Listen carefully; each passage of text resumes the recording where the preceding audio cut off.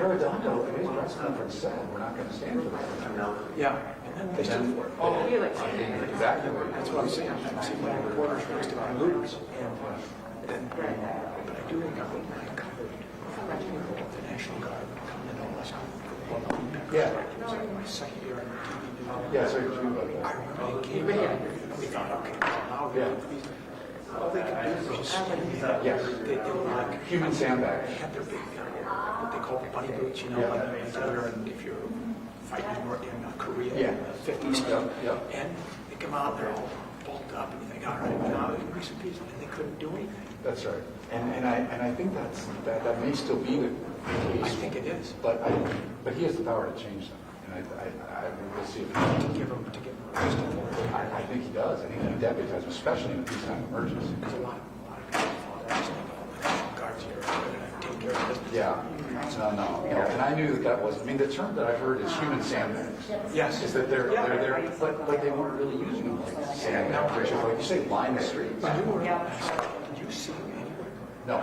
No, and all over the place that same thing. I didn't see them. Didn't see them at all. I saw two guys in fatigues, and I'm like, holy crap. And then I realized it was just two, and they're with a bunch of locals. I went to bed at 1:30, still hadn't heard reports of them, other than like the tweet they sent out. Yeah. And then this morning, then you see them. Oh, are they all over the place now? Well, then they had Humvees blocking streets. That's what you want. Yeah. And I told Teddy, I'm like, you guys were a day job. They said one week. It's just, and that's what they're supposed to be rapid. That's the whole idea. Because it's happening Monday night. That's it. And God, this is just, I can't tell when you're being facetious or you're having a laugh. just internal elections. What? This takes the cake. Yeah. Riots in the middle of the pandemic. I know. It's like, It's a video game where like the the gamers game where the two cards I think magic gather. You know? it's the proverbial story. A busload of nuns holding babies goes over a cliff. Right. Right. And you know, Okay, the governor's in the house. Floyd was He getting went to the such a side.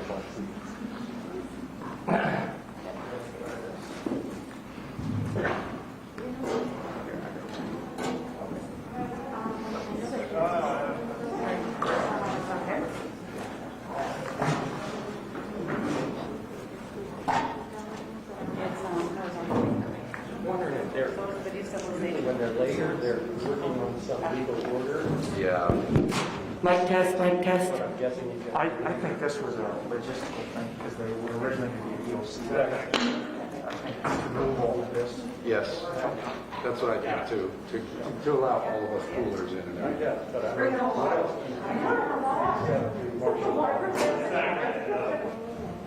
Right. That's going to take that. But you know, there are Democrats. So they're not effective wolves when the alpha says this is what's going to happen. They're not more cats. They say, you agree with this? How do you feel? Tell me how you feel. And they've got two mayors in this town, not just one. I can't find This is Chicago. When under the days of Mayor Daley, it's, I mean, Daley doesn't even listen to the governor. He just calls up the goon squad. And the governor says, okay, I'll give you the guard also. We're not going to sell this for us.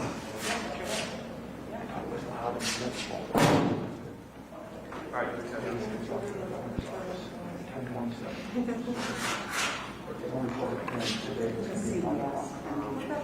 Hi, Dave.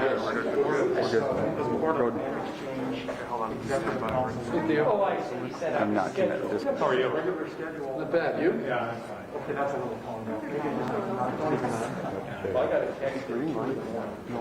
That's not very close. Yeah. We're good. Thank you very much. Thank you. Thank you so much, Ray. You have a good one. All right, bye-bye. All right, I'm calling CC. station trying to get a hold of you. It was worth it. I get it. It was worth it, but it's here's the reason why I don't like. Yeah, we're Just good. got Thank it. you so Yep, much. thank you. Appreciate it. The contact help. It is still pretty quick. Yeah, so they, I was up in the pool, but I said I would defer to kind of press all in like I hit the wood. So if I didn't go Hey, listen. Hi, Angie. Josh at the Department of Public Safety. I am ready. I am ready for your test. Yeah, you guys do policy things. It seemed weird to me that pool order, no kind of dress, no starter, no NPR. Yeah, it's the way they're. CNN's gonna want this long. Yeah. They just, They can take it. Yeah, but they can't ask questions. right. That'll work. And this morning, a lot of the Twitter stuff was because the cops said, hey, I'm just calling. The cops say. Yeah. And then issued an order. Oh, there it is. Yep, it just came through. Got it. We're good. We're connected. Cool. When the order was probably just like. So, yeah. We're solid. Awesome. We're good to go. If you have any issues, feel free to just text me or call me. For right now, Yeah. because it is just like a backup. You know, if you get the wear different clothes. Me too. I'm gonna turn this off. Yes, that will definitely be. That'll be less of a delay. Absolutely. Yep. Yep. You're welcome. Thanks, Andy.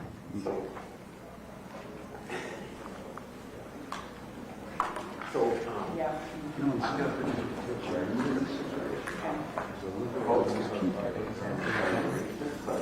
If it wasn't for the two of us, it's hard. Oh yeah, yeah. Team effort. It worked out great.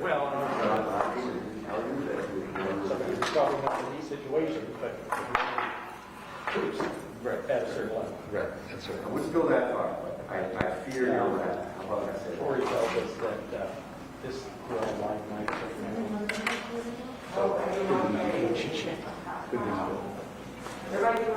Well, you should let them know something.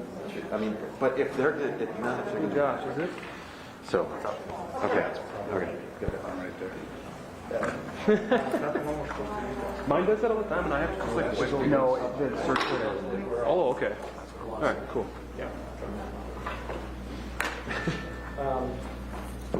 Does that mean that means the feeds are already out? I'm gonna go, oh, really? Usually wait for like 1 minute before. Oh, Senate Republicans. your focus shouldn't change. So is it in focus now? And then I just switch it to. You want everything to focus. I would just want it in focus and stuff is up there. So that it doesn't move from there. I'm not gonna change this. Yeah.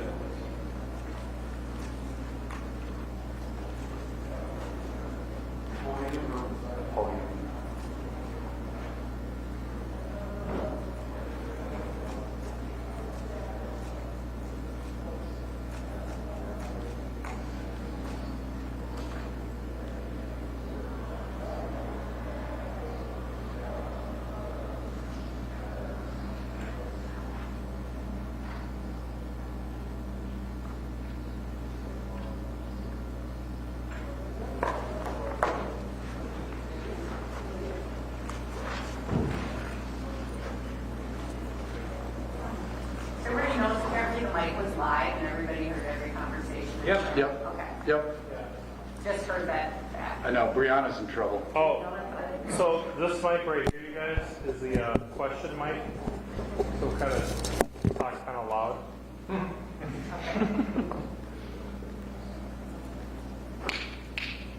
Apparently some stuff wasn't good. Oh, really? I don't know. That had to be me. Yeah. I mean, I'm the loudest dummy in the room, aren't I? What did I say? Mic check 1, mic check 2, test 1, 2, 3. May 29th, 2020, Friday, St. Paul, Minnesota. I'm sorry, could you do that one more time? This is a mic check, May 29, 2020. Thank you.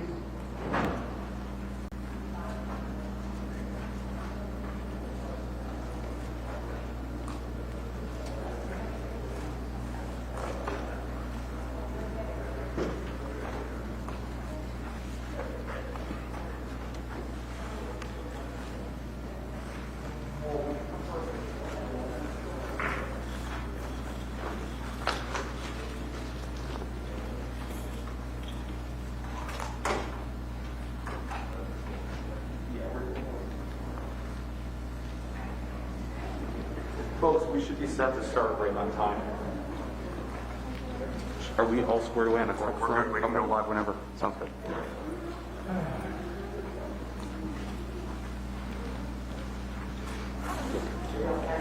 I'm all set.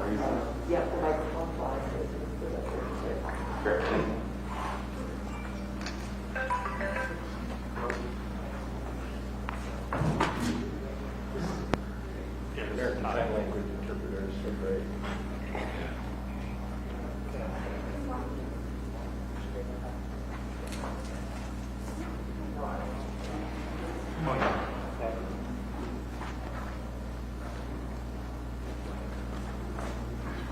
Yeah. What is OBC radio? You want to interview you? Yeah.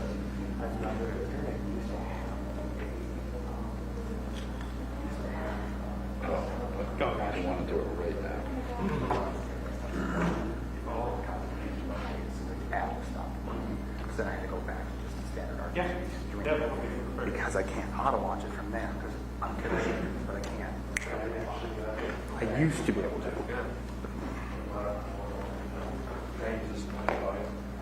So yeah, if you do this, you have to have a web browser to And come a here computer, and actually right? go. Correct. Yeah. So that's going to be another reason why you're going to need a laptop if you're going to be on the field at all with that thing. You need a laptop. Okay. I'll have to grab the one from main data if you want. I mean, a tablet, anything that you can access this. Oh yeah, I suppose I could just use Even my a phone, Yeah. technically. I find the phone to be a pain. With I'll go on the browser if you browser. Everything looks good. Good time.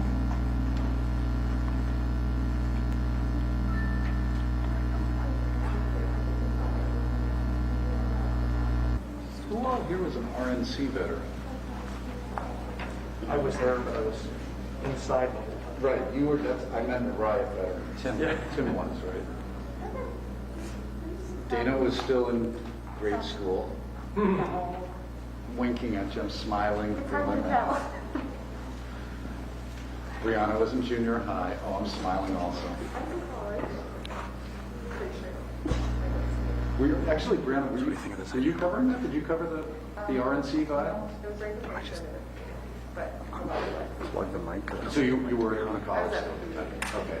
I knew it was around the time that you burst onto the scene. Oh, you might get a pop when they plug it in though. I just have no way of riding it. Not I mean, you can not. just turn the knob down, right? It'd be a dual knob. Oh yeah, but on I channel want 9 it. too. Well, you want it on stereo.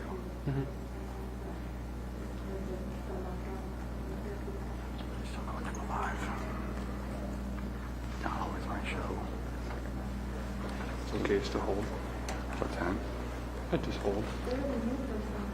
As soon as we walk the room, You want me to stand by the door and yeah, you can once you see him, then you see him walking down, we'll just let I'll just throw a stick at you or something.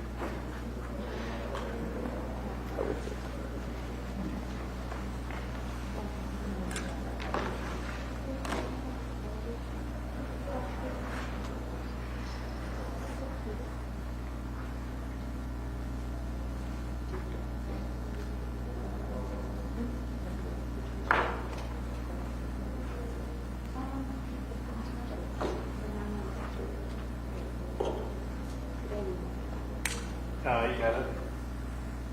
Right. Right. But.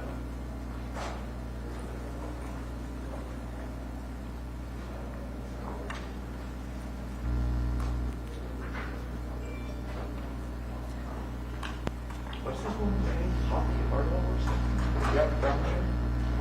He's got, she's originally from. Well,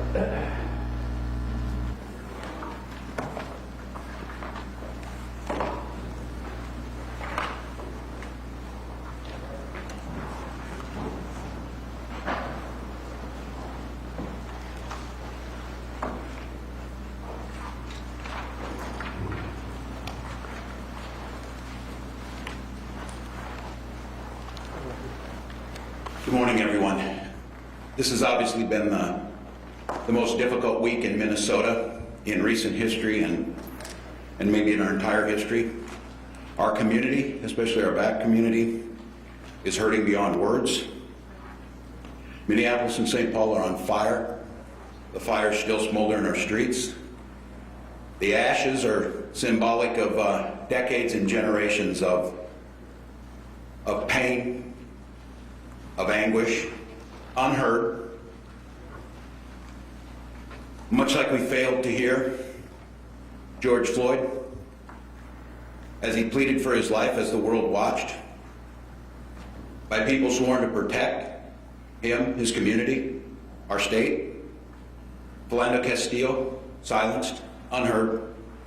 So many other friends, brothers, sisters, mothers, fathers, senselessly died in our street. Their voices went unheard, and now generations of pain is manifesting itself in front of the world. And the world is watching. One of the first people I called after seeing the video was Valerie Castillo, Philando's mother.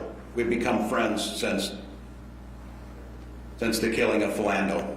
And for those watching today who aren't familiar, Philando died in front of his loved one and his child, and left them behind, and left behind a grieving mother who has become an advocate for justice, an advocate for reform, but more importantly, an advocate for kindness and decency. And when I talked to Valerie, she said first and foremost, seek justice, seek fairness, and reach out and show kindness. What the world saw last night was not that. What the world has witnessed since the killing of George Floyd on Monday has been a visceral pain, a community trying to understand who we are and where we go from here. I'm joined today by Attorney General Ellison, by Major General John Jensen, the Adjutant General of the Minnesota National Guard, Colonel Langer of the Minnesota State Patrol, and Commissioner John Harrington. I spoke this morning with Reverend Jackson, who, much like Valerie, said a prayer for our state, said a prayer for over those grieving, said a prayer for peace, and then also said something very important. This is the moment where we start, but every time we get to this place, we never start the process to make sure it doesn't happen again. And that commitment amongst leaders in our community, watching this happen across the United States, watching another name be added, and for those of us who are old enough, to Rodney King, to Mike Brown, and unfortunately now we've added George Floyd. The situation on the ground doesn't allow us at this time to tackle those issues. The very assets in our community, our libraries, our businesses, those nonprofits and government entities, our light rail system, are all shut down from this. We have to restore order to our society before we can start addressing the issues. Before we turn back to where we should be spending our energy, making sure that justice is served swiftly, and that we learn something from what George Floyd gave on Monday.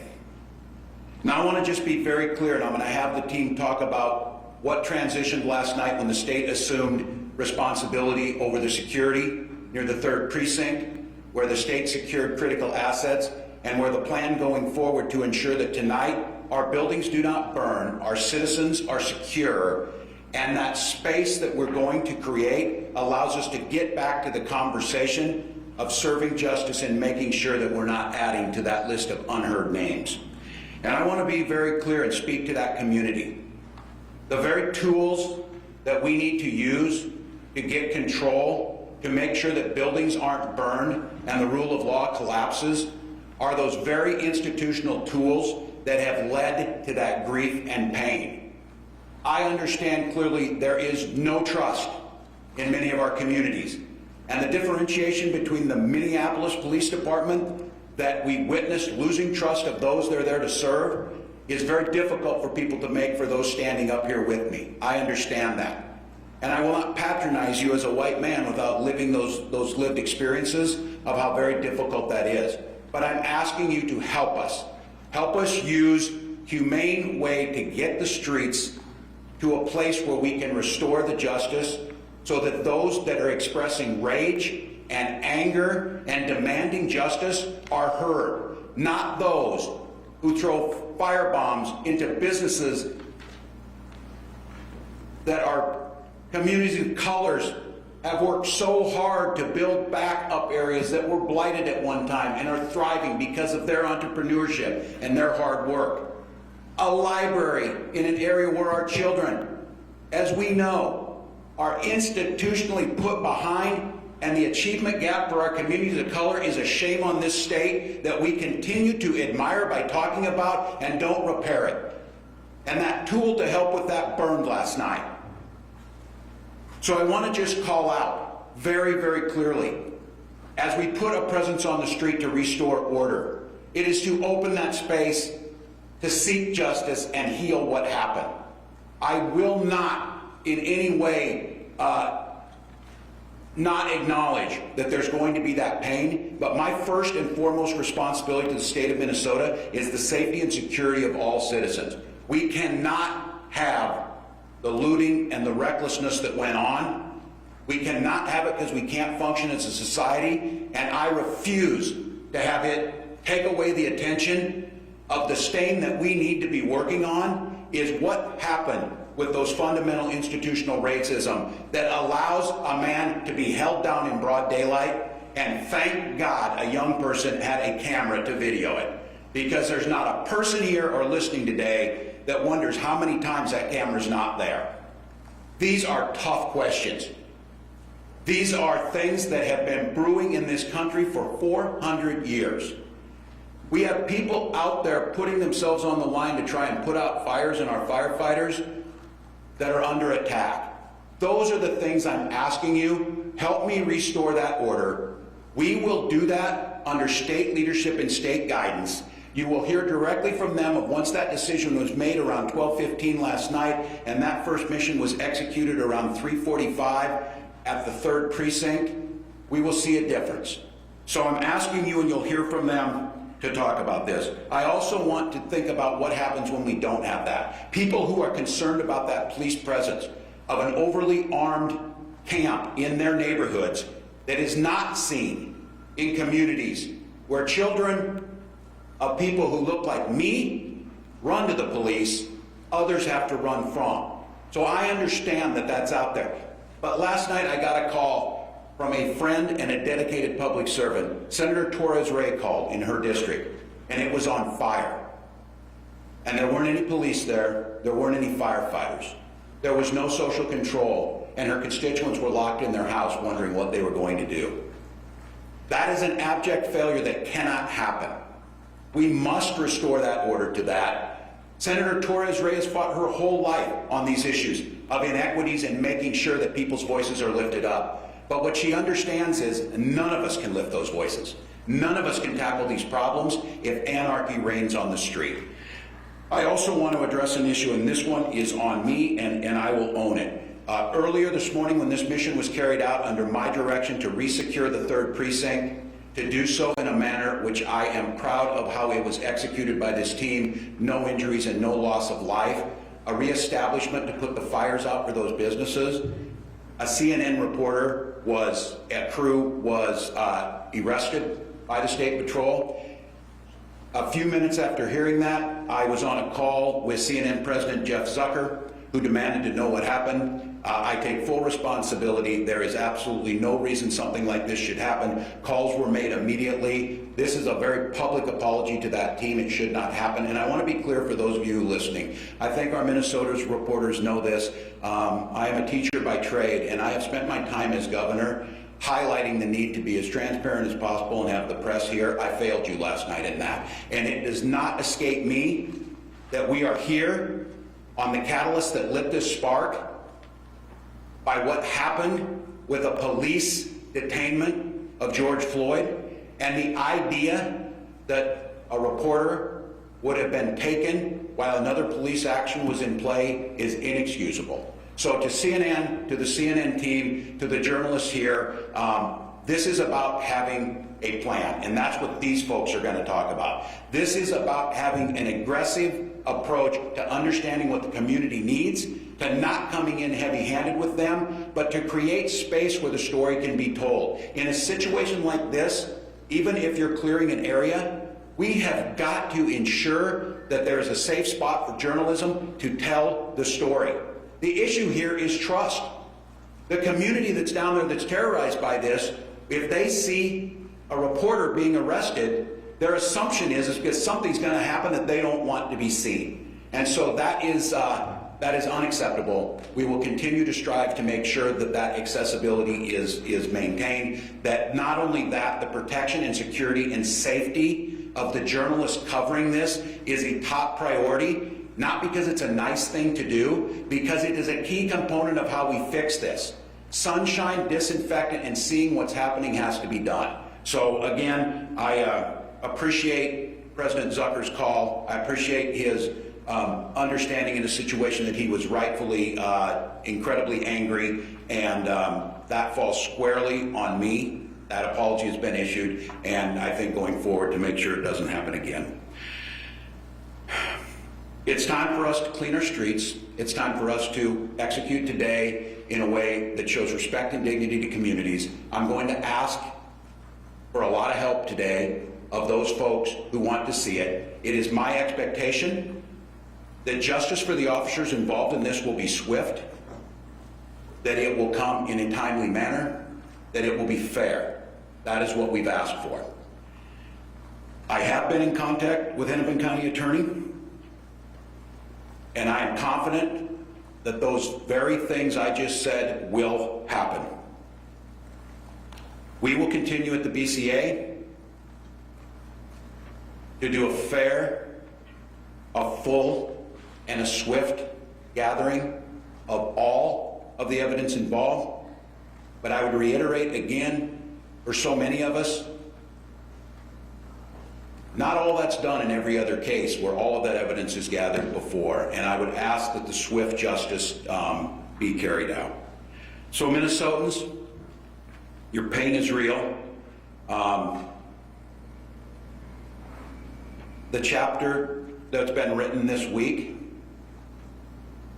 is one of our darkest chapters, and we can choose a few things. We can choose to try and get past this. We can choose to put a force out there and stop things from happening. We can hope that in the midst of COVID-19 or something else, it passes by and we don't have to turn that mirror to look at the harsh reality of those underlying gaps, whether it be healthcare disparities, whether it be educational disparities in our communities of color, whether it be policing disparities in our community of color, whether it be wealth acquisition in our communities of color, are all very real. We pride ourselves on a state of openness. We pride ourselves on a state of being friendly. I've talked a lot about One Minnesota. That wasn't on display last night. I don't naively think everything heals and you come to the forefront and you say it'll be better. This is a community that demands and should expect more than words. They should expect results. Lieutenant Governor Flanagan and I have tried to make equity the center of everything we've done. But obviously in Minneapolis on Monday night, there wasn't a lot of equity for George Floyd. His family is probably wondering where the One Minnesota is for them.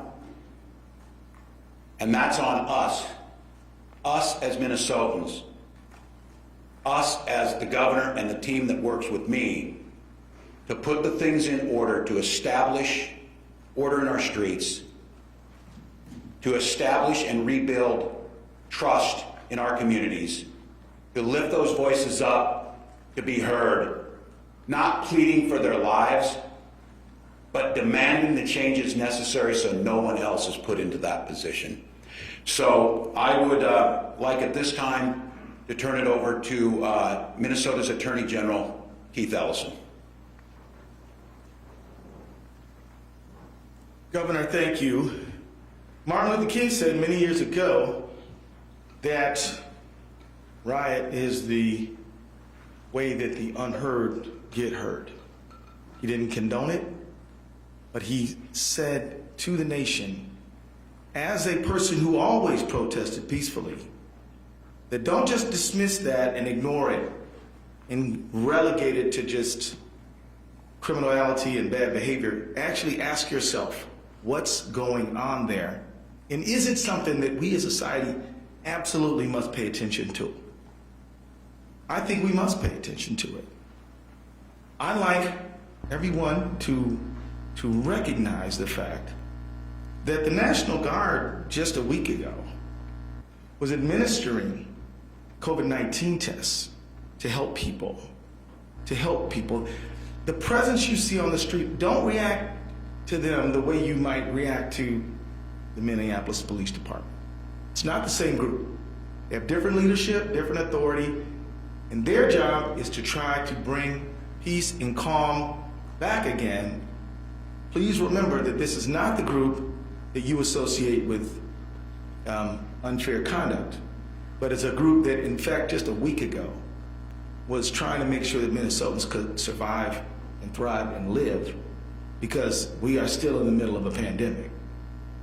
It is that sense of service where they get involved when it comes to natural disasters, storms, floods, rains, diseases.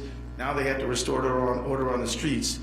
And I hope that the community who is protesting will protest peacefully, but not see this as another occupation by another military force. It really is make sure that there's calm and peace and that everybody can operate peacefully. So please accept it as that. I'm asking that of our community. It is essential, and I've said this before, everybody keeps asking the question, when? And this is a perfectly legitimate question. It is important to know that under Minnesota statutes, the primary jurisdiction for criminal prosecution is with the county attorney in which the offense occurred. And I believe that the message has been sent and received that the wheels of justice must turn swiftly. Not unjustly, expeditiously, thoroughly, fairly, but swiftly. It is important that people have confidence that accountability, no matter who you may be, is how we live in Minnesota. Let me also say that this prosecution, this investigation, this criminal process is important, and and the whole country and the whole world is looking at it, cannot solve the problem. As the governor so eloquently said, events like this start and they come to a conclusion, but we never start the process of real reform. I will submit to you that myself and Commissioner Harrington, under the leadership of the governor, have already started a process on the working group on preventing and reducing deadly force encounters with the police. We have a report that we want attention from the legislature and the entire community on, to focus on that so that we can really get to the bottom of this when it comes to issues of use of force, when it comes to officer wellness, when it comes to community healing, and a whole range of training issues, all kinds of things that bear on this issue. And it's not just those things. I believe that the real work of our working group is the implementation of this, and that really begins in earnest now, and is more important now, I think, than ever. So I just want to, as I conclude my remarks, I want to say that we have to have a situation where Lake Street, a precious jewel of our state, is a place where Minnesotans can walk again, where businesses can be safe again. But I want to be clear that if the message was, this situation with Mr. Floyd is intolerable, absolutely unacceptable, and must change, that message has been sent and received as well. And the governor, myself, the lieutenant governor, all of us are committed to that long-term change. And I can tell you that I spoke with many legislators who feel the exact same way. People in the philanthropic community feel the exact same way.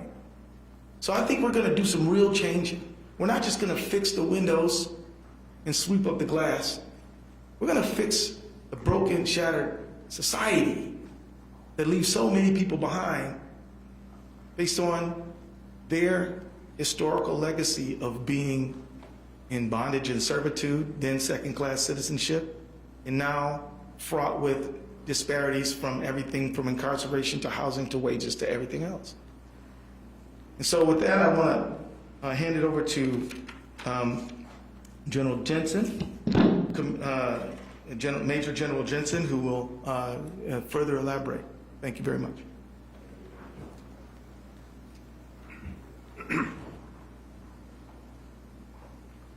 Good morning. I'm Major General John Jensen. I'm the Adjutant General of the Minnesota Army National Guard, and I've been the Adjutant General since November of 2017. And what I'm going to describe this morning very quickly is the actions of the Minnesota National Guard since we were mobilized under the Governor Walz's executive order.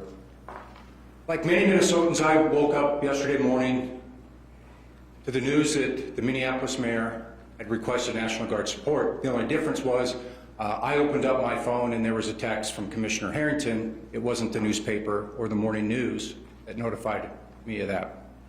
So immediately yesterday morning, I made contact with the commissioner and we began planning on the potential employment of the Minnesota National Guard in support of Minneapolis. For those of you that may not understand how emergency management works in Minnesota, I'm just going to take a quick moment and explain that. In Minnesota, county emergency management coordinators, or the mayors of Minneapolis, St. Paul, Rochester, and Duluth, may request National Guard support through the state EOC. So in accordance with that, Minneapolis Mayor Frey made that request to the Minnesota National Guard. What traditionally comes with a request, though, is a layout of capability needed and exactly the problem that's trying to be solved. Typically, the request for the Guard and that type of information come at the same time. Sometimes it lags. So when it lags, what we do is we begin preparing for an unknown mission. But in this case, we sort of knew what we might be doing as it related to civil disturbance in Minneapolis. But it's very important that we know exactly what we're being asked to do, so we make sure that we have the right equipment. We mobilize the right number of soldiers and the right number of soldiers and airmen to support those soldiers that are going to conduct the mission. That element was lacking.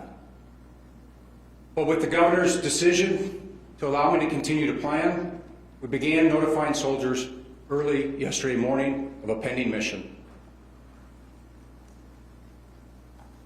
Once we notified our soldiers, again with the governor's verbal approval, we began mustering our soldiers and moving them into the metro area, knowing that the most likely probability of employment was going to be Minneapolis. As we met as a senior team yesterday afternoon, the one topic that continued to be discussed was the lack of clarity and the lack of a mission and a description of what exactly the Minnesota National Guard needed to do. My concern to the governor was twofold. One, I didn't know what special equipment I might need to accomplish the mission. And two, I was very concerned about being asked to move to an unfamiliar area of Minneapolis under the cover of darkness. I wanted to get out when it was still daylight, where my soldiers and my airmen could become familiar with their terrain and familiar with their mission. We never got such mission assignment. We never got such mission description. Yesterday, we performed 4 missions in support of the governor's executive order. The first mission came from the governor directly. That came when we were notified of an immediate and pending threat to the state capitol. My immediate advice to the governor was to assign that mission to the Minnesota National Guard. And he agreed, with one caveat, and that is the State Patrol also wanted to support that mission. So in cooperation with the State Patrol, we began that mission. The second and third mission came together. It came from St. Paul. Specifically, it was to provide security of the Ramsey County Law Enforcement Center and the Minnesota Bureau of Criminal Apprehension. The key part of that security was to ensure that St. Paul police officers were not required to secure those facilities, and they were therefore relieved of that duty and able to respond throughout the city of St. Paul throughout the day. And then the last mission we did receive yesterday evening was an escort mission for the Minneapolis Fire Department. The concept of the operations that we would link up with the Minneapolis Police Department, and as they went into unsecure and dangerous areas, that we would secure the area so they could perform their life-saving and property-saving missions. And we continued to do those missions through the evening. As the governor indicated, about midnight this morning, the governor authorized a law and order mission into the 3rd Precinct, what we would call in the military a clear and security mission. So under the leadership of the State Patrol and the Department of Public Safety, the Minnesota National Guard was assigned a task and a mission in support of the State Patrol. We would follow the State Patrol and we would help secure the area that they cleared. Our soldiers remain in that area as I speak now, still on that mission, still securing that location. So people and MnDOT can come in and begin the cleanup of that area. Now, we also have picked up one other mission with the city of Minneapolis. I won't cover the exact details, but it's ongoing right now with the Minneapolis Police Department. And I'm very proud of the relationship between the Minnesota National Guard and the Minneapolis Police Department that goes back to Super Bowl 52 just 2 years ago. Chief Rondo and I worked together during that Super Bowl. So we have had opportunities to serve together, and I have a lot of respect for him. We will continue to operate in Minneapolis until such time that the governor relieves us of that mission. And we will do so in support of the Department of Public Safety and the Minnesota State Patrol. So that's just a little bit of background of what the Minnesota National Guard since yesterday morning, when we first notified of a possible deployment, through the deployment and through our mission set last night and then early this morning. My recommendation this morning to the governor was that I continue to do the state capitol mission and that I continue to do the mission in support of the Minneapolis Fire Department. I believe both of those are very critical mission, both to the state and to Minneapolis. And then we'll conduct follow-on missions, again, in support of the Minnesota State Patrol and the Department of Public Safety. So at this time, I'd like to introduce the Commissioner of the Department of Public Safety, Commissioner John Harrington. Good morning. My name is John Harrington. I'm the Commissioner of the Department of Public Safety. Governor Walz tasked me to prepare options and capacities and capabilities to respond to the civil unrest, protests, but more importantly and really more directly to the unlawful behavior of the arsonists, the thieves, the burglars, the vandals who were tearing apart the city of Minneapolis. I want that to be clear that that's, I think, a clear line of demarcation that we were operating under, because it is fundamental to the Department of Public Safety, it is fundamental to the State Patrol that we take an oath to support the Constitution and that we believe that our work is absolutely essential to allow everyone's First Amendment right to have their voices heard. We were not deployed, and we have not been deployed, and we will not be deployed to stifle free speech. But we will not and cannot allow unlawful, dangerous behavior to continue.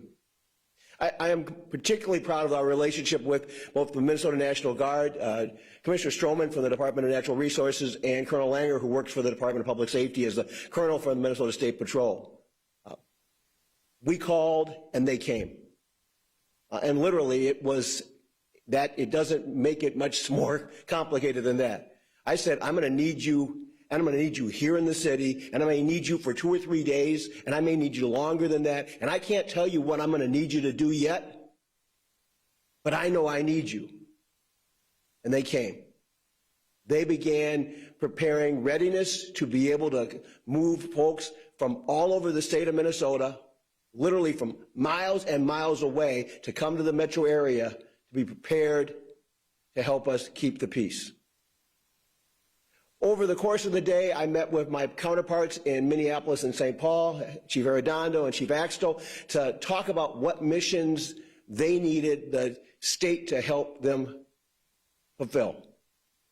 The Department of Public Safety at that point was calling to say, we are here to support you. We are your partners. Tell us what you need and we will backfill. We will fill in the gaps. Tell us what you need for resources and we will help you get it. And we did get some very specific missions, and in other cases, we got no real mission at all. And in the absence of a real mission, we began to identify where the critical needs were. We tasked the State Patrol, we tasked DNR, we tasked the Minnesota National Guard to meet specific missions that we were requested to do.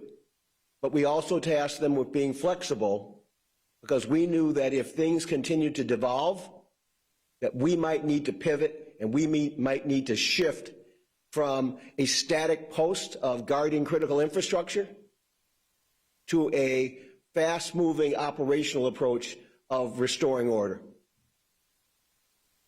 About midnight last night, I was party to a call where that pivot had to be made, where the mayor of Minneapolis called and said they had no more resources and they were not able to meet the public safety needs and control the behaviors that were occurring on Lake Street. They had lost the 3rd precinct. There was concerns about a gas main, and there was concerns about continued looting and fire burning throughout the city of Minneapolis. And different than our first night, I had comparable concerns of looting and fires being set in the city of St. Paul, and so we had to divide our resources to meet the needs of both of the Twin Cities. The task the governor gave me was pretty simple, actually. It was to pull together a team that could go in, keep the peace, protect people, protect them, protect their safety, protect their lives, protect their liberty, and to protect property that was being burned up literally every minute that we delayed. The Hennepin County Sheriff was one of my first calls, and Sheriff Hutchinson immediately moved into action to give us support. We already had DNR, we already had State Patrol, we already had Minnesota National Guard. We had it available, but we hadn't tasked them with what we needed to do yet, and we had to create a plan. The U of M Police Chief, Matt Clark, offered support. Eddie Frizzell, the Chief of Police for Metro Transit, offered support. And with that team together, we put together a 250 ballpark cadre team to go in and restore order on Lake Street. We created a mission. It was very specific. I am a mission-driven person. We talked about the fact that we were going to be respectful of people's rights, that we were going to keep the peace and make people safe, and that we were going to follow our training and protocols by making a public announcement that they needed to clear the streets, and that if they didn't clear the streets, arrests were imminent. We made those announcements. We made those announcements repeatedly so that no one would be confused about what our intent was or what we were there to do. And then, having made our announcements, we began to move to clear those streets. I will tell you that the vast majority of the great people of Minnesota and the great people of Minneapolis who are still having their guts ripped out about the Floyd murder, and we'll call it a murder, that's what it looked like to me. I don't want to prejudice this from a criminal perspective, but I'm just calling it what I see at that point. They weren't the people that were out there on the streets at 3 o'clock in the morning when we arrived on Lake Street. The people that were out there on Lake Street at 3 o'clock in the morning weren't the good people in Minnesota. They weren't the good people in Minneapolis. They weren't the people that wanted to mourn the lossing of a friend and a relative and a neighbor. And when they saw the National Guard, Minnesota State Patrol, and this cadre, this team moving down the street, the vast majority of them did what we thought they would do. They left. There were a few that decided not to leave. That was a choice that they get to make, but we had advised them what that choice would result in. And we took action to respectfully and carefully take folks into custody as was necessary. And it was a very limited and very structured and extremely disciplined approach to making those arrests. I'm very proud of the fact that despite what you've seen over the last few days of gas and canisters and foggers, almost no chemical agent was necessary to be used last night. We did it the old-fashioned way. Command presence, a uniform presence, and a clear intent to keep the peace, restore order, and to keep people safe. My task today is a little different. Having accomplished that mission, and I think we've secured those streets, and I appreciate the fact that I've right now got National Guard folks still holding that ground that we took last night. We need to keep that ground, and we need to prepare for what may come today. Our task today is we're bringing together a unified command of metro area police departments, sheriff's departments, and other law enforcement jurisdictions and other public safety entities into a multi-agency command center where we will create a plan that will keep the peace, maintain the peace, and prevent further lawless behavior in the city of Minneapolis, in the city of St. Paul, and in the surrounding suburbs. We're going to do this the right way. We're going to do it with full knowledge that our oath is to serve the state of Minnesota, to serve the communities, and to protect them. We are fully confident that we can do that mission and that we can do it while still ensuring that the constitutional rights of those who need to have their voices heard and who need to freely assemble can be protected. I can tell you that no one could have heard Mr. Lloyd's voice in the chaos of the screaming and the shouting and the fires at 1 o'clock in the morning on Lake Street. My job is to make sure that tonight that the community is safe and that our team is ready and prepared to keep it safe. With that, I am very pleased to introduce the Colonel of the Minnesota State Patrol, Colonel Matt Langer.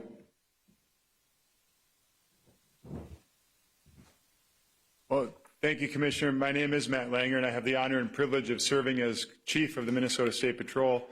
I don't need to rehash what the Commissioner went through in terms of the detail that he provided on the role of the Minnesota State Patrol as it pertains to the city of Minneapolis this week.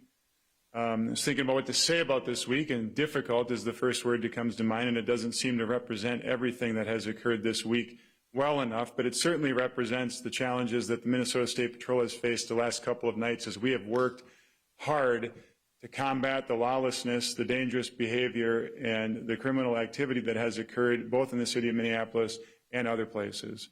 I'll speak specifically to last night because, as you've heard, shortly after midnight, between midnight and 1 a.m., Governor Walz asked the State Patrol to lead an event in the city of Minneapolis to quell the unrest that was occurring in and around the 3rd Precinct.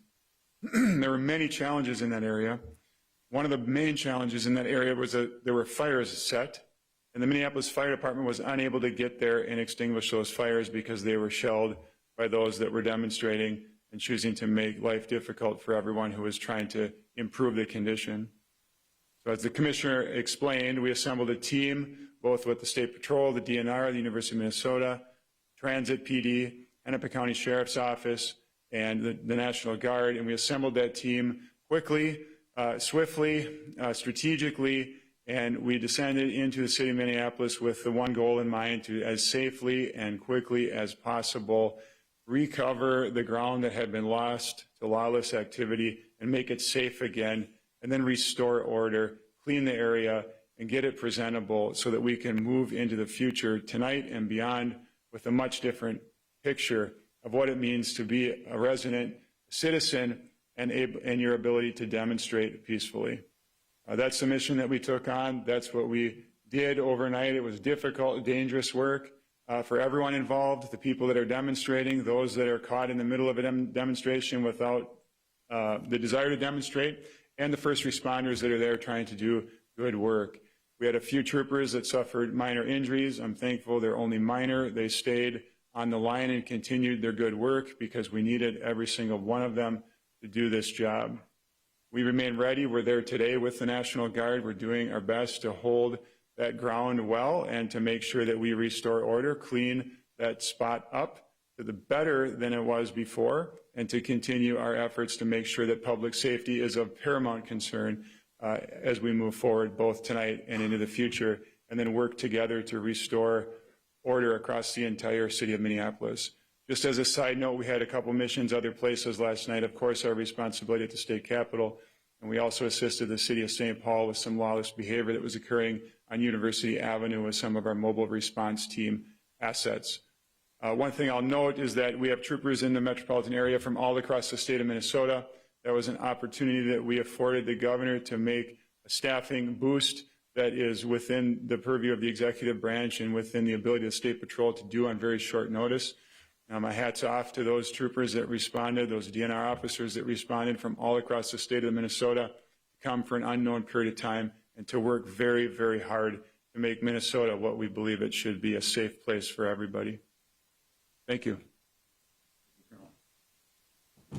I would note before we take questions, and we will try and make sure we answer every one or as many as you need to ask, I would note to the reporters here in Minnesota, it was about 3 weeks ago I stood in front of you and as we passed 500 deaths by COVID-19, and said that on about the 29th of May we would pass 1,000. That will happen today.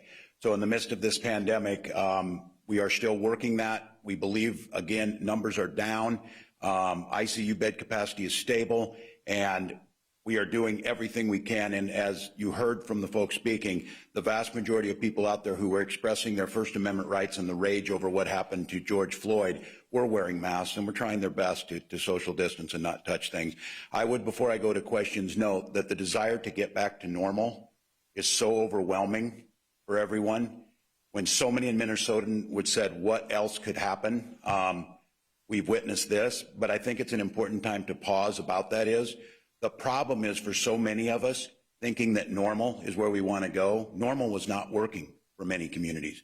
Normal was not working for George Floyd pre-COVID-19. It's certainly not working now. And so I think, as you heard the Attorney General talk about, that work that we're trying to look at to use this as a point and not just rhetorically, but a point to make those changes. With that, Mary, we'll start.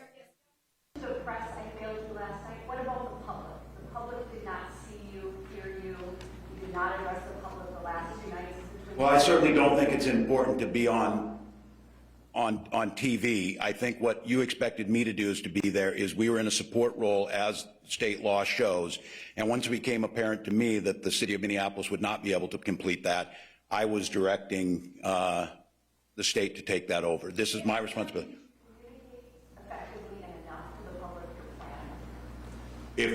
Well, I think obviously if you think I didn't, that's probably the case as a reporter. But I think in the moment of making sure, as those decisions were being made, and that we were staying in the lane that we were asked to support this, and as it deteriorated, it was at 12:05. There was a decision last night that we made is to come in front of you at that time, because that was the transition point, because what you're seeing now is the state is the lead element now, starting at 12:05 last night and those first missions that were carried out. So I think for many of you who know, I try and make myself as available as possible. I think it was important for me to be getting the data and the feedback. I was watching where you were seeing, and to be quite candid, when the third precinct was abandoned, it seemed at that point in time that was a time to move. So. Were you in the residence? Did you evacuate? Where were you? No, I stayed in the residence is where I work from. I have all the electronic tools, and were on all night. And as I said, we were taking calls and adjusting, and I was able to track as the situation evolved on going down. There was a dangerous task that I tasked the State Patrol and the National Guard to go down and take that. Those of you who were watching that as I was, as the lawlessness was burning down the 3rd precinct or whatever, that can't be allowed to happen. It took a little while to plan this to get going, but that's where I was at to make sure it was executed. Governor Walz, there were millions of Americans and Minnesotans certainly watching on their TV screens as this unfolded last night. There was almost a complete lack of visibility of local police, state police, National Guard. After much fanfare about how the National Guard was coming in, people watched buildings burn, public and private. How could there not have been a clear mission for the National Guard when they were called in and you knew things were going to happen last night? Yeah, I will let my leadership come back up there. You're absolutely right, and I think that speaks to itself that by shortly after 10 o'clock, it became apparent that that structure would go. The way this works is the mayors ask and they take charge and lead on the missions. I'll let the folks come up here said, I see that too. I think the decision made to not engage, and I want to just be clear, there's philosophically an argument to be made that an armed presence on the ground in the midst of where we just had a police killing is seen as a catalyst. My point to that is we don't need a catalyst, it's already burning. And so this is trying to strike that balance. And so I am in total agreement with that. You will not see that tonight. There will be no lack of leadership, and there will be no lack of response on the table. Follow-up, should there have been a National Guard presence on every corner in those areas last night as a deterrent, as opposed to having them come in Well, I would ask, and I'll answer this one, potentially, but the decision on that, as it's made from the city, and on this one, I think I would agree with them. We saw the first night, decisions were made. Up until about 8:30 last evening, it appeared that things were relatively peaceful on that. There was a decision during the day whether did you occupy the entire city and shut it down after those 24 hours. In retrospect, I'm assuming that yes, we would say that. But at the time, and again, we will not know it as proving the negative, would it have simply started that movement faster, and would we have seen it moved out of the 3rd precinct? But yes, certainly, it's a valid critique and point. Yes. Governor, there was uncontrolled looting in St. Paul yesterday afternoon, and you're talking about making decisions at 10 o'clock. Why are you making the decisions then and not coming up with these scenarios as these things are happening just up the street from where... The leadership of communities is led by local leadership, their police force. They were at that time, had sources in reserve, they were not being requested. They were not being requested, and I'm on with them. The reason we're standing here today is, if this would have been executed correctly, the state would not lead on this. The state would have supported those, and they would have moved forward. That did not happen. So now today, we're taking that. We're making the decision to go and moving forward. And again, I would go back to Tom's question. Had I known that we were not going to see that or the capability to do it, should the state have come in? Potentially, but I want to be very clear. This, with the exception of the state troopers who have a very specific statutory requirement on the highways, order is to the local police and sheriffs. We do not have a built-in police force. General Jensen is not a police force. DPS has experts in there, but these are not the police force that are on their streets with their people. And so that's a decision that was made. It was in reserve, and yes, keeping in mind as this unfolded, the request came from St. Paul for the Guard to be activated at 5. I had moved on a warning order earlier than that to be prepared. You're really supposed to wait until you get that and start moving them in. That wasn't going to be possible. So by 5 o'clock yesterday, our Guard troops were coming from all over. They were getting activated because of the events that happened the night before, and we were prepared to carry out those missions. And they were there. And as you heard some of these folks think, those missions never came. Walz, some of the things they're saying about a lack of clarity on a mission or a lack of a mission, it sounds pretty extraordinary. Is that supposed to come from Mayor Fry or from the police department? I'll let our folks talk. Yes. That was failed to be given. Yeah, again, as it relates to emergency management in Minnesota, county emergency management coordinators do exactly what you just asked. They define what they need and what they want. And then that's negotiated with the state EOC and the Department of Public Safety, along with the agency they're asking for. It's not always the National Guard. In this case, it is the National Guard. The reason why it's negotiated with the National Guard is to make sure that we have the capability to capability to do the mission that's being asked. So yes, we are always in support of the local leadership, the local civilian leadership. I have no authority to self-deploy the Minnesota National Guard anywhere in the state. I have no authority whatsoever. And so I follow exactly what you laid out. Civilian leadership, civilian elected officials make the request, and then we work with them. Because if I'm not accomplishing their task and their mission, I risk failure of mission.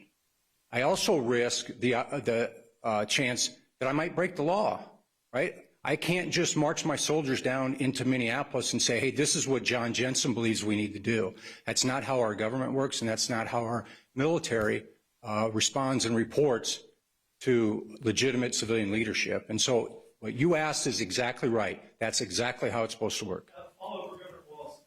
You told in the morning by Mayor Fry that the plan was to let the protesters take over the 3rd precinct.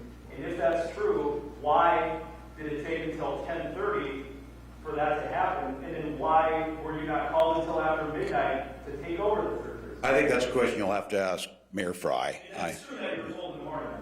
I think that the commitment to hold the 3rd was not one that I felt comfortable with, and it's one we discussed during the day. You were told So, really early in the day. that the potential that the 3rd precinct would not be held, that's correct. Following up on that, we were told the same thing from sources, that police in 3rd Precinct were told before noon that they would be evacuating at some point. Essentially, the directive that they felt they were hearing was they would allow it to be taken over and to burn. What is your response to that tactic, given what we saw last night? Well, obviously, that was the turning point where we were prepared, and that's where we moved in. That's where we did not believe that the 3rd should be given up, and that's why it's not, and that area was taken back by the force that we put together starting at 12:15, executed about 3:40 a.m. I simply think that I'm like all of you watching it, you can't have civil order deteriorate, and then you have to make a calculated decision about, does force going in there escalate it? Does it stop it? Does it endanger civilians and the force going in there? And those are decisions, as you heard again, it is local police departments is how this works. We are not a police force, the state. We have abilities to come back and backfill. The closest we have to that police force is the state patrol, but that's not their normal. Putting people at risk. Why allow it to get to that point? I understand what you're saying, but as people are watching, that's the question they're asking us. Yeah, from 8:30 to 10, that was the decision to go, and it took time to build the force to be able to go, too.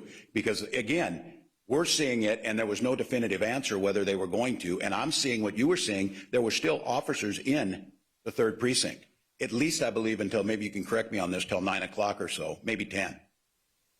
Have you considered additional tools, additional powers, curfews, any sort of martial law orders to increase the authority of the... Certainly all those tools are there, and I think what we'll do is that's what's the planning stage right now. I don't want to take these folks too long from what they're doing.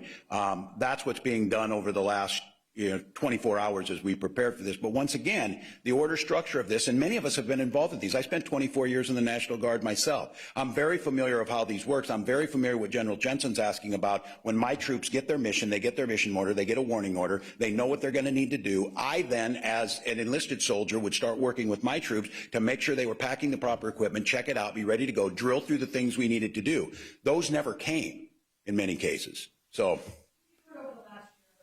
In different situations, we weren't asked to help, and then at some point you were.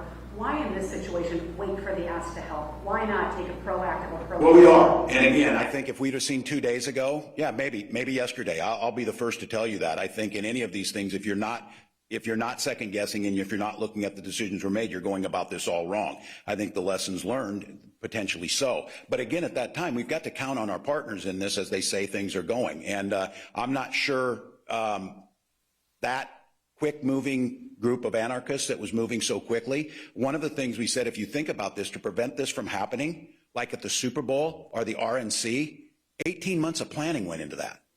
18 months of planning and pre-positioning, 18 months of joint powers agreements, 18 months of lining up the materials that were there to make sure all those situations could be there. Because my situation on this is once you lose control like that, I'm deeply concerned that the bad actors, and I want to be very clear, we own this. We own this in Minnesota.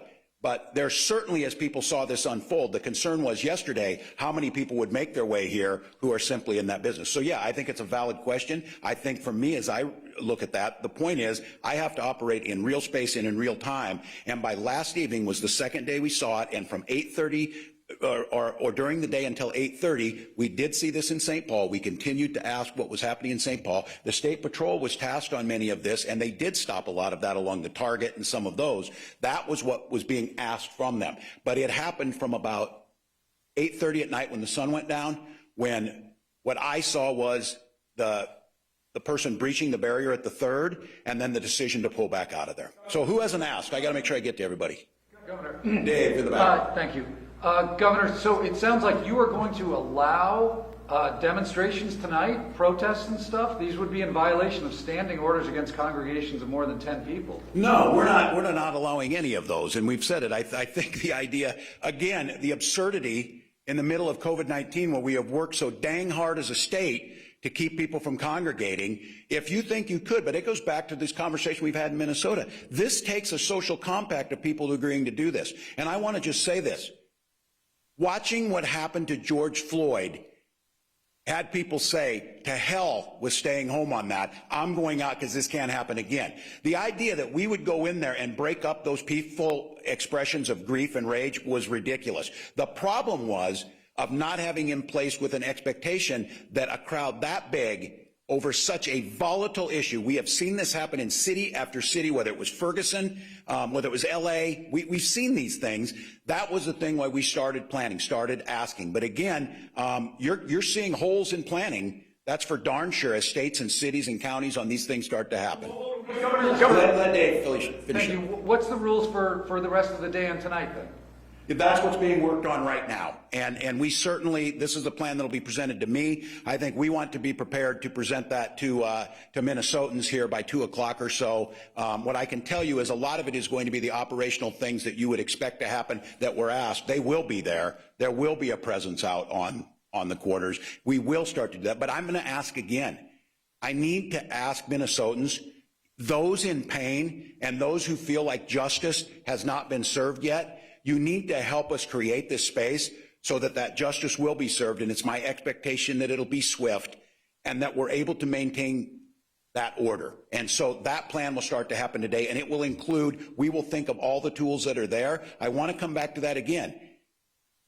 The more of those things you use, the more those are viewed as the oppressive things that led to much of this in the first place. What we're trying to separate is the lawful First Amendment aggrieved citizens who need to express that from the folks who are clearly, I'm telling you what, the farthest thing from people's on their minds as they're burning down a family-owned store at 3 a.m. on Lake Street was George Floyd. And that's what we've got to get at.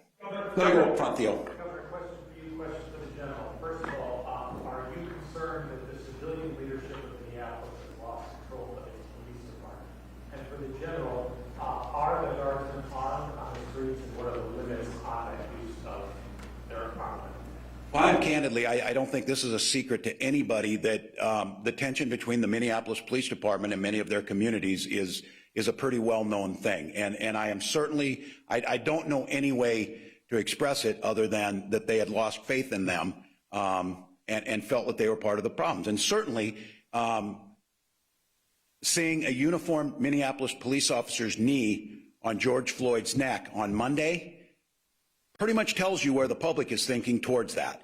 So I don't think you could think it was a mistake of who was leading that down there and that it changed the tone that was there. So I am concerned. I think it would be disingenuous. I know this is painful. This is hard. There is going to be recriminations. There's going to be going back and looking at this, as there should be. My top priority now is the immediate security to make sure that what happened the last 48 hours does not happen tonight. The state of Minnesota has assumed that responsibility. I don't think it's going to be easy, because this whole whack-a-mole thing, and these folks are really good at what they were trying to do on causing destruction. The way we're able to stop it is employ these tools with the support of the public to make sure we isolate these folks. And again, as Commissioner Harrington said, the idea that you think you can firebomb a building and not be arrested and spend serious time in jail, I understand that. But the idea that we don't want to make people who are out there still asking, What about George Floyd? What happened to those people? What happened to the people who did this? That got lost in 48 hours of anarchy. That's what we're going to put again. We saw 3 television journalists get arrested early this morning on live television. Can you or anyone up there tell me how many looters and arsonists have been arrested over the past 2 days in the Twin Cities? I'm going to use this as an opportunity again. As I said, Tom, I am deeply apologetic that this happened. I understand that the community would believe if this were targeted. As I told Jeff Zucker, the president of CNN, I don't care at this point what the circumstance was, why they got arrested. It is wrong. It is unacceptable, and we needed to correct it. As far as others, who can answer? Yeah, how many? Anybody been charged or arrested? Yes, both St. Paul and State Patrol and others have made arrests on burglary, arson charges, I believe arson charges. I know burglary for sure, that they have been arrested. There has been stops. There has been, in fact, folks incarcerated. I do not know if they've been charged yet or not, because I think most of them were done in the last 24 hours. Burglary, is that looting? Yes, it's breaking into the grocery stores, breaking into the Targets, breaking into the Walgreens. The pharmacies have been just decimated with folks we believe who are seeking Oxycontin and other opioids out of the pharmacy stock. And so we've been chasing that around, as well as chasing the folks that have been setting fires. So yes, there have been arrests made, and there will be more arrests made. Say again? Any idea of a number? I will get you a number. I don't have that. I'd asked both Minneapolis, St. Paul, and my other folks that were part of our unified command to get me information by 10 o'clock or 11 o'clock this morning. I have not received it yet, but I'm hopeful to have a sit rep from the last 24 hours, and we'll get that to you as soon as I get it.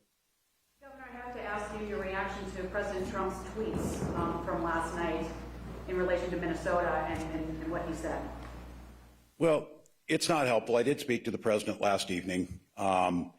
At that point in time, it was in the process of where I said we were going to assume control of this, that it was unnecessary. I did not know he was going to tweet. He certainly can. It's just not helpful. It's not helpful. The city of Minneapolis is doing everything they can.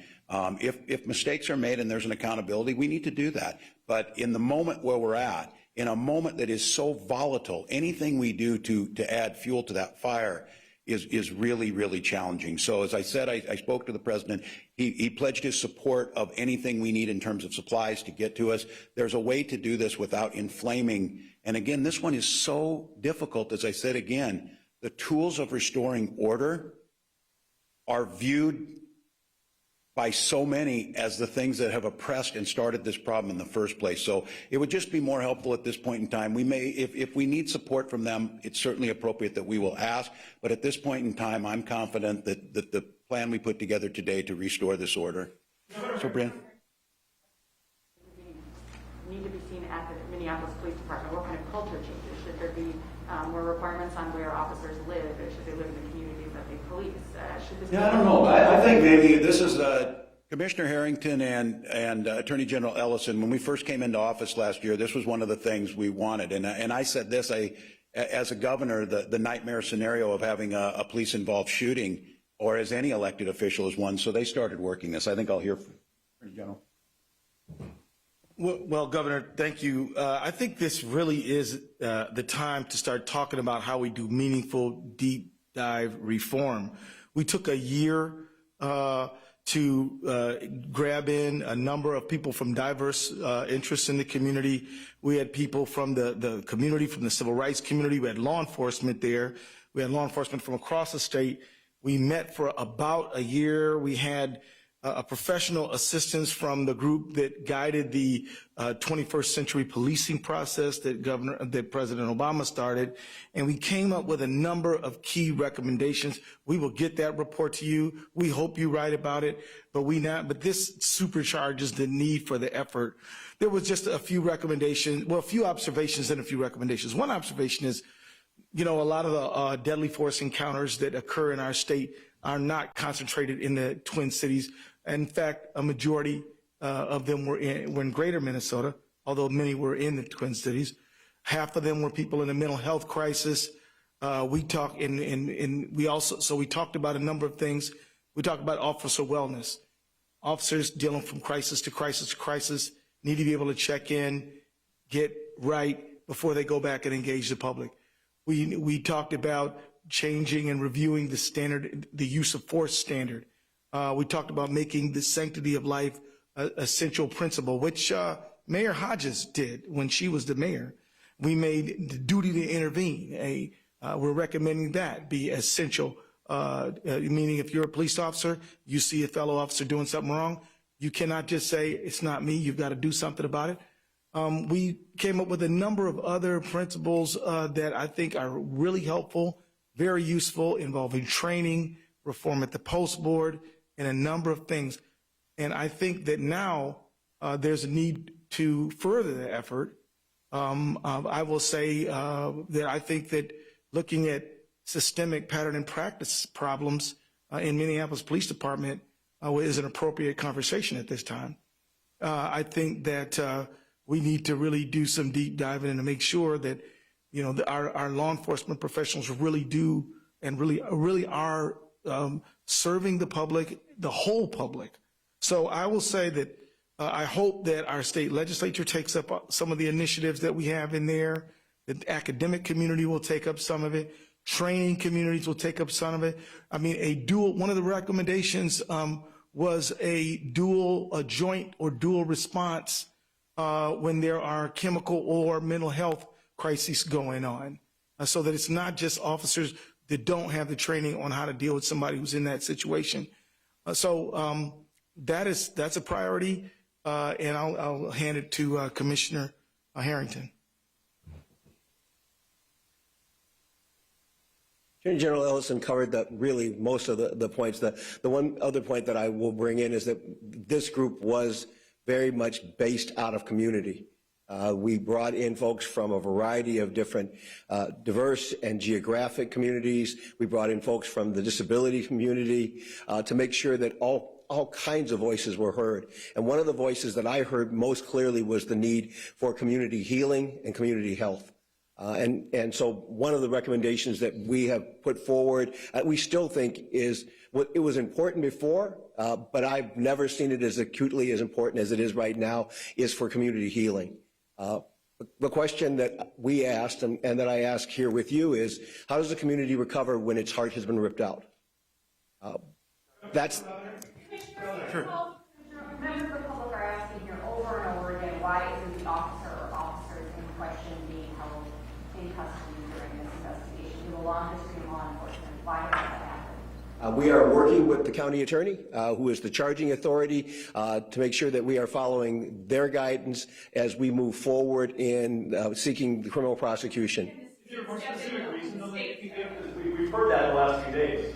That is still the reason, and we're still in the middle of an ongoing investigation, and so I can't speak to much more than that, other than the past practice for the Bureau of Criminal Apprehension and most police departments has been, in these kind of cases, they work with the county attorney to make sure that they have checked all the I's and all the T's and made sure everything is in order before they make an arrest or before there's a charging decision. And we have been following that protocol with County Attorney Freeman in this case.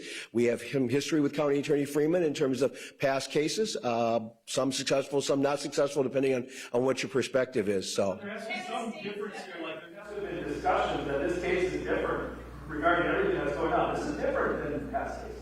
We are aware that there is certainly a sentiment that it's different, but from the point of view of the law, we have a man whose life has been ended. We have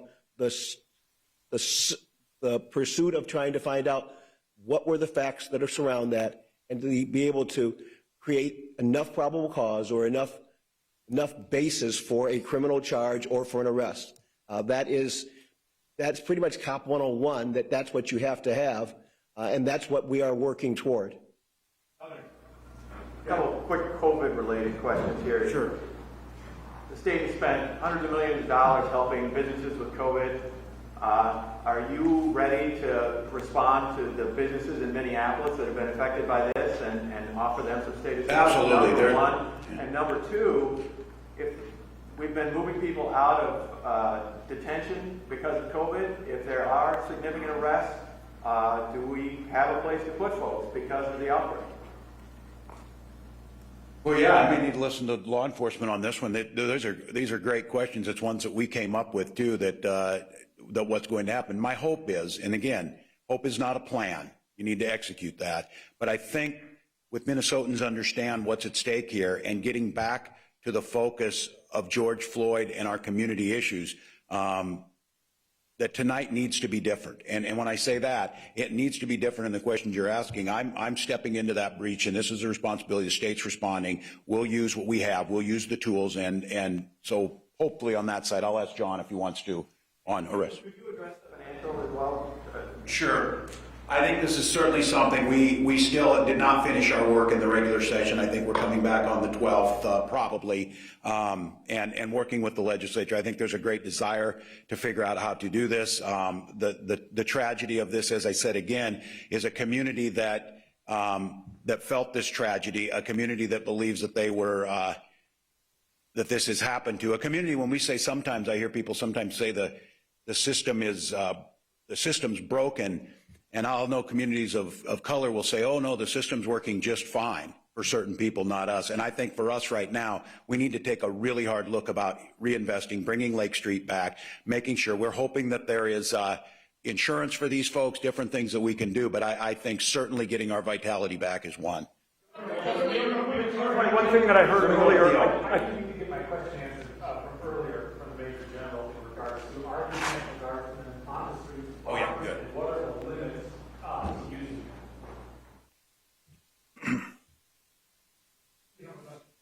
We'll come back. So the first question, are they armed? Yes, they are currently armed. A little background on that.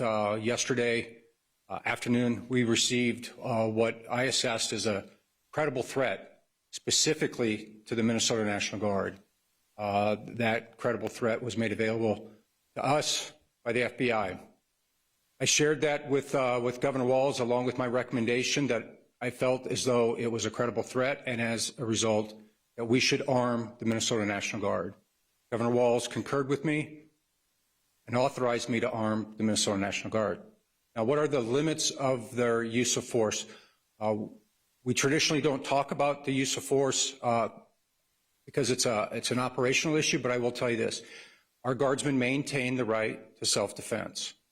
And I think that's where I'm going to leave it as it relates to the use of force for the Minnesota National Guard. Thank you. I think I heard General Jensen and Colonel Langer talk about protecting the state capitol. Were they referring to the state capitol building, and are you concerned that that building needs to be protected? And then as a follow-up, when will you make a decision on a curfew for tonight? Hopefully around 2 o'clock, Tom. I'll try and I'll give you that so you know. Give us a little bit of time as they're finalizing on this, but I think that's one of the questions. Yes, and we had brought up the Capitol building before of that. These very symbolic targets that people had talked about, the folks who had, some of it was online. You saw the thing that came in. That's the one request that I made of the National Guard, and the mission that I'm asking for specifically on our troops that came in before the cities needed to ask for what they needed was the preservation of the Capitol and the Capitol grounds. And so that will still maintain, that will still be in force. They'll be guarding the building physically? They are, and they have been. Yeah, that's exactly right. Governor Walz, last time Mayor Carter made the claim that he believes the agitators are not from Minneapolis or St. Paul. Is there any evidence to that? And if so, who are these people and where are they coming from? Or do we believe that most of the people that are burning down buildings and so forth are Minneapolis and St. Paul? Yeah, I certainly think, and I'm not going to speculate, we'd ask them, I think probably the assumption is there's folks that come in, but as I said earlier, we need to make sure that we own this. The thing that sparked this is a homegrown Minnesota thing. The event that sparked it. Do you think, though, that most of the problems are not residents? No, I don't know that. I think we can't tell that right now, but I think much of how a lot of this happened, certainly all of the things that have led to this is Minnesota, and I think we need to find out. I don't think it changes the calculus that much of how do we got to this, how do we respond to it. It's not taking ownership of it, and that the bad stuff is being done by people from out of town. Yeah, I'm taking ownership of it. It's ours. We own it. Concerning the leadership, are you classifying the leadership of Mayor Carter in the same classification as the lack of leadership that you mentioned? No, I'm not. From Mayor Fry? No, and I didn't say Mayor Fry on this. I said my issues. Using the passive voice, but talking about a lack of leadership. Yeah. Are we talking about Mayor Fry? In the Minneapolis Police Department, and again, like this, and I will assume responsibility if the issue is that the state should have moved faster. Yeah, that is on me, whether it's the forces that were underneath. So I don't think a lack of leadership. I think the lack of coordination and the lack of understanding what we needed to ask for. And again, that's in retrospect. I think that same criticism could be said to us, but the way things are lined up, that was their responsibility at that point. Now it's our responsibility to do that. And I think we've been in contact with the mayors. I think they are doing everything they possibly can in a situation that is unprecedented. I don't think, again, that's a cop-out of saying, oh, it's just unprecedented. That doesn't mean you can't do anything about it. But I of the Minneapolis City Hall. And Ben is here too, shooting it. Hello, hello, hello. Matt testing the audio for Kristen back at the care desk.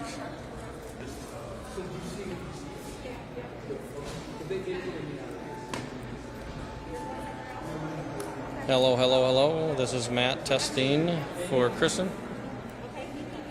Okay. Right. Yep, you should see me.